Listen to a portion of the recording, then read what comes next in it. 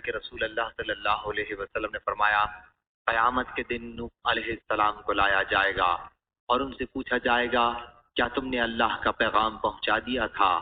وہ عرض کریں گے کہ ہاں اے رب۔ پھر ان کی امت سے پوچھا جائے گا کہ کیا انہوں نے تمہیں اللہ کا پیغام پہنچا دیا تھا؟ وہ کہیں گے کہ ہمارے پاس کوئی ڈرانے والا نہیں آیا۔ اللہ تعالی حضرت نوح علیہ السلام سے پوچھیں گے کہ تمہارے گواہ کون ہیں؟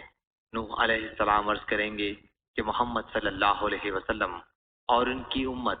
پھر تمہیں لایا جائے گا اور تم لوگ ان کے حق میں شہادت دو گے۔ پھر رسول اللہ صلی اللہ علیہ وسلم نے یہ آیت پڑھی اور اسی طرح ہم نے تمہیں درمیانی امت بنایا، کہا کہ وسط بمانے عدل میانہ رو ہے تاکہ تم لوگوں کے لیے گواہ بنو اور رسول تم پر گواہ بنے۔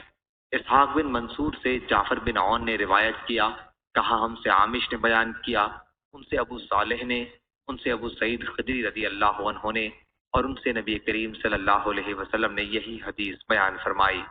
صحیح بخاری حدیث نمبر 7349۔